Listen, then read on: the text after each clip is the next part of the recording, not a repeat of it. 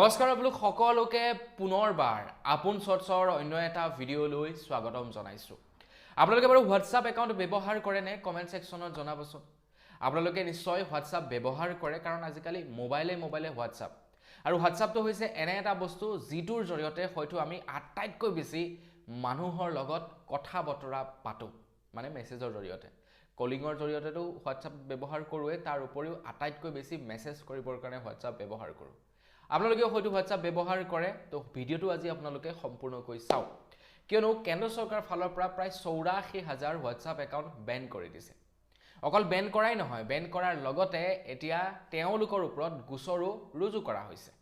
তো আপোনালোকেও যদি হোৱাটছআপৰ জৰিয়তে এটা সামান্য ভুল কৰে, আপোনালোকে ৰঙা ঘৰৰ আলহী হ'ব লাগিব আৰু দ্বিতীয়তে আপোনালোকৰ হোৱাটছআপ একাউণ্ট বেন কৰি দিব। হোৱাটছআপ একাউণ্ট বেন কৰাটো ডাঙৰ কথা নহয়, বেলেগ এটা নাম্বাৰ উলিয়াই আপোনালোকে হোৱাটছআপ একাউণ্ট খুলি ল'ব পাৰিব। কিন্তু আপোনাৰ ওপৰত যদি গোচৰ ৰুজু কৰা হয়, তেতিয়াহে কিন্তু এটা ডাঙৰ সমস্যা হৈ যাব। তো সেইবাবে ভিডিঅ'টো সম্পূৰ্ণকৈ চাওক, ইনফৰমেশ্যনটো জানি লওক যে আপোনালোকেও সেই সৰু ভুলটো মানে কি ভুল কৰিলে আপোনালোকৰ ওপৰত গোচৰ ৰুজু হ'ব পাৰে। তো ভিডিঅ'টো প্ৰথমৰ পৰা শেষলৈকে চাই থাকিব। মই শ্ৰীপাঞ্জি গগৈ, আপোনালোকে চাই আছে আপোন চৰ্টছ। আহক আৰম্ভ কৰোঁ আজিৰ ভিডিঅ'। যিসকলে হোৱাটছআপ ব্যৱহাৰ কৰে তেওঁলোকে হয়তো জানে যে হোৱাটছআপত এটা ফেচিলিটি আছে।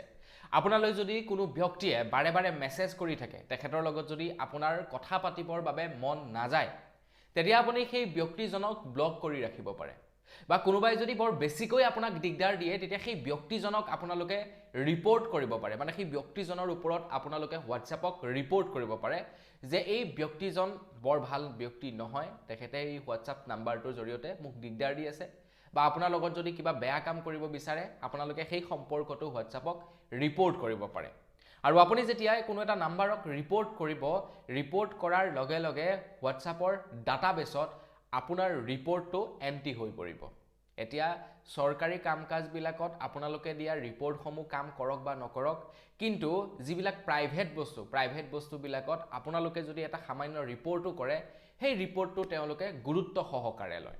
এতিয়া বাৰে বাৰে যদি কোনো এজন ব্যক্তিৰ ওপৰত তেনেকুৱা ৰিপৰ্টছবিলাক পৰি থাকে, ধৰি লওক আপোনাৰ কোনো এজন ব্যক্তিক বাৰে বাৰে কোনোবাই ব্লক কৰিছে বা কোনোবাই বাৰে বাৰে ৰিপৰ্টছ কৰিছে, তেতিয়া হোৱাটছআপৰ যিসকল নেকি ওপৰৰ কৰ্মকৰ্তা আছে বা হোৱাটছআপৰ ডাটাবেছত যেতিয়া এজন ব্যক্তিৰ বিৰুদ্ধে বাৰে বাৰে যেতিয়া ৰিপৰ্টছ যাব, তেতিয়া তেওঁলোকে ভাবে যে এই ব্যক্তিজন সঁচাকৈয়ে চাগে 2 নম্বৰী মানুহ, এই মানুহজনে চাগে সঁচাকৈয়ে হোৱাটছআপক বেয়া ব্যৱহাৰ কৰিছে, সঁচাকৈয়ে চাগে এই মানুহজনে হোৱাটছআপৰ জৰিয়তে কাৰোবাক বৰ দিগদাৰ দি আছে। তেতিয়া হোৱাটছআপৰ ফালৰ পৰা সেই নাম্বাৰটো পাৰ্মিনেণ্ট ব্লক কৰি পেলায়, যাতে সেই ব্যক্তিজনে সেই মোবাইল নাম্বাৰটোৰে দ্বিতীয়বাৰ হোৱাটছআপ একাউণ্ট খুলিব নোৱাৰে, পাৰ্মিনেণ্ট ব্লক কৰি দিয়ে। এতিয়া মানে তেখেতে আৰু দ্বিতীয়বাৰ হোৱাটছআপ চলাব নোৱাৰিব আৰু সেই নাম্বাৰটোত, এইটো হোৱাটছআপৰ ফালৰ পৰাই ব্লক কৰি দিয়ে। এতিয়া কেন্দ্ৰ চৰকাৰে কি কৰিছে যে সেই যিবিলাক ডাটা, সেই ডাটাবিলাক এতিয়া এনালাইজ কৰিছে। কোনোবাই যদি আপোনাক ব্লক কৰিছে, কোনোবাই যদি আপোনালোকৰ ওপৰত ৰিপৰ্টছ কৰিছে, তো সেই ডাটাবিলাক এনালাইজ কৰিছে কেন্দ্ৰ চৰকাৰৰ ফালৰ পৰা। আৰু যিসকলৰ ওপৰত বাৰে বাৰে একেধৰণৰ ৰিপৰ্টছ গৈছে, সেই ব্যক্তিজনৰ একাউণ্ট এতিয়া সম্পূৰ্ণৰূপে বন্ধ কৰিছে কেন্দ্ৰ চৰকাৰৰ ফালৰ পৰা। এতিয়া আপোনাৰ ওপৰত কেৱল ৰিপৰ্টছ গ'লেই বা ব্লক আপোনাক কোনোবাই ব্লক কৰিলে বুলিয়ে আপোনাৰ হোৱাটছআপ একাউণ্টটো ব্লক কৰি নিদিয়ে বা আপোনাৰ ওপৰত FIR ৰুজু নকৰে। তাতে কেইটামান কেটেগৰী বান্ধি দিছে। তো আপোনালোকে যদি আপোনাৰ হোৱাটছআপ একাউণ্টটো ব্যৱহাৰ কৰি সেই কামকেইটা কৰে, তেতিয়া আপোনাৰ ওপৰত FIR ৰুজু হ'ব আৰু লগতে আপোনাৰ হোৱাটছআপ একাউণ্ট বন্ধ কৰা হ'ব। আপুনি যদি আপোনাৰ হোৱাটছআপ একাউণ্টৰ জৰিয়তে কাৰোবাক স্কেম কৰিছে, আপোনালোকে যদিহে কোনো ব্যক্তিক ডিজিটেল এৰেষ্টৰ নিচিনা স্কেম কৰিছে বা কোনো ব্যক্তিক যদি আপোনালোকে বাৰে বাৰে স্পেম মেছেজ বা আপোনালোকে বাৰে বাৰে যদি বিভিন্ন ধৰণৰ ফিচিং ৱেবছাইটৰ লিংকসমূহ শ্বেয়াৰ কৰিছে, তেতিয়া আপোনাৰ হোৱাটছআপ একাউণ্ট ব্লক কৰিব, আপোনাৰ ওপৰত FIR ৰুজু কৰিব। যেতিয়া আপোনাৰ হোৱাটছআপ একাউণ্টৰ জৰিয়তে কোনো এজন ব্যক্তিক বিপদত পেলাব পাৰে, আৰু যেতিয়া সেই বিপদটো সৰ্বাধিক মানুহৰ লগত হ'ব বা কেইবাবাৰো আপুনি কৰিব কোনো ব্যক্তিৰ লগত ৰিপিটেডলি, আপুনি যেতিয়া সেই নাম্বাৰটোৰে কোনো ব্যক্তিক মানে স্কেম কৰিবলৈ চাব বা আপুনি যেতিয়া কোনো এজন ব্যক্তিক বা সৰ্বাধিক ব্যক্তিক যেতিয়া আপুনি বাৰে বাৰে কিবা মেছেজ শ্বেয়াৰ কৰি থাকিব, তেতিয়া আপোনাৰ একাউণ্টটো ব্লক কৰি দিব আৰু আপোনাৰ ওপৰত FIR ৰুজু কৰা হ'ব। এই যে মাজে সময়ে বিভিন্ন ধৰণৰ মেছেজবিলাক আহি থাকে শ্বেয়াৰ কৰিবৰ কাৰণে, কেইদিনমান আগত যে আপোনাৰ সেই পোষ্ট অফিচৰ মেছেজবিলাক আহিছিলে, আপোনালোকেও চাগে কাৰোবালৈ শ্বেয়াৰ কৰিছে। তো আপুনি যালৈ শ্বেয়াৰ কৰিছে তেখেতে হয়তো আপোনাক ব্লক কৰা নাই, কিন্তু বাৰে বাৰে যদি আপুনি শ্বেয়াৰ কৰি থকাৰ ফলত সেই ব্যক্তিজনে আপোনাক ব্লক কৰি দিয়ে আৰু আপোনাৰ ওপৰত যদি কমপ্লেইন কৰে, তেতিয়া আপোনাৰ ওপৰত FIR ৰুজু হ'ব আৰু লগতে আপোনাৰ হোৱাটছআপ একাউণ্ট ব্লকো কৰি দিয়া হ'ব। কাৰণ আপুনি যিবিলাক মেছেজ মানে এনেকুৱা ধৰণৰ মেছেজবিলাক যে আহি থাকে সেন্ড কৰে, সেই মেছেজবিলাকৰ জৰিয়তে মানুহৰ একাউণ্ট হেক হ'ব পাৰে, একাউণ্টৰ ইনফৰমেশ্যন সেই হেকাৰবিলাকৰ ওচৰলৈ যাব পাৰে।